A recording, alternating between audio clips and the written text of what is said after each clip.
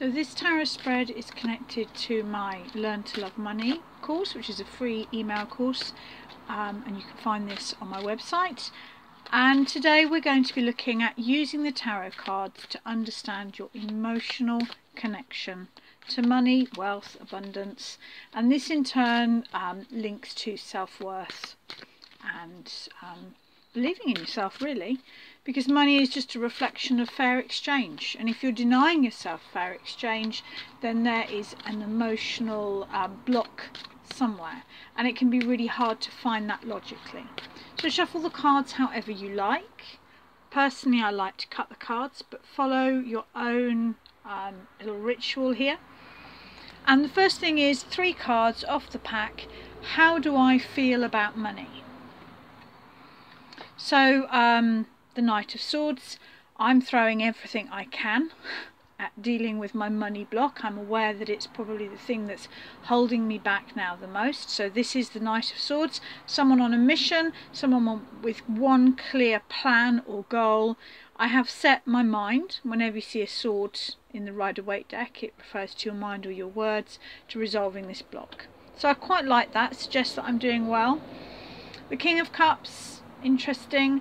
Kings, they put other people before themselves, and cups, as we know, is to do with the emotion and the heart. I would agree that I am still doing this more for my children and my husband than myself. Bit of a heads up, because this sort of intent work works better when it starts with you or me, as it were. So yes, I would agree.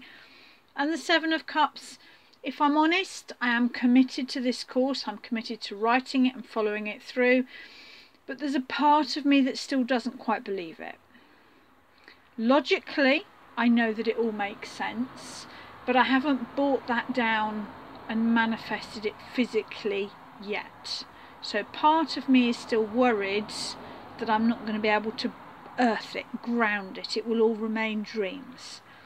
So yeah, I mean, not bad, but that's to be expected, because I've been writing this course and researching this course since before Christmas.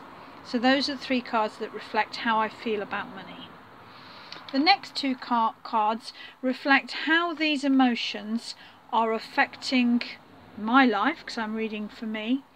Now, what patterns have they caused, or are they causing? The Ten of Swords. I do tend to get a bit defeatist about money. I do tend to overspend because I think there's no point saving, because I can never afford what I really want anyway. So I do tend to self-sabotage and be quite self-defeatist and not actually plan towards any serious financial goals, I would say. And the next card, okay, what patterns has that caused in my life? I mean, the Empress is classically a card of abundance. Sometimes with a more emotion-based spread like this, you do need the time to really sit with a card. This has clearly thrown me. I don't, despite being a mother of 4 children, don't particularly like the Empress card. If I'm honest, I would say that I've got expensive tastes, and when I have a bit of money I tend to spend it on frippery, and that is quite an Empress sort of card feeling. And the last card is arguably the most important card in the deck, in your spread, because what we're doing here is you're validating your reading. You're reading for things that, even if it takes you a while to get there, you should be able to understand about yourself. And now we have a card for how do I release my money blocks? How do I release these blocks? And the Page of Cups can refer to love. Well, I'm happily married. My husband has very similar money blocks to myself, the difference being that he goes uber frugal and won't spend anything on anything, whereas I tend to splurge and then feel bad about it. But there's playfulness, there's creativeness. We've managed to get 3 cup cards in this small reading. Helpful to look at the bottom of the card at the bottom of the pack as well, to give you an extra sort of dimension to the reading. Page of Cups is trust. Page of Cups is having a young, open heart, trusting that things will come true.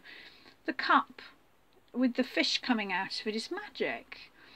I guess what this is saying for me is the way to release the block. I have done magic in the past. I'm going to be honest about that. I've done spell work, not often, but when I've done it, the results have been pretty spot on. So yes, maybe it is time to bring in a bit more of my old, more magical, traditional magic practices. Maybe I'll even write on an extra module at the end about money magic. Interesting.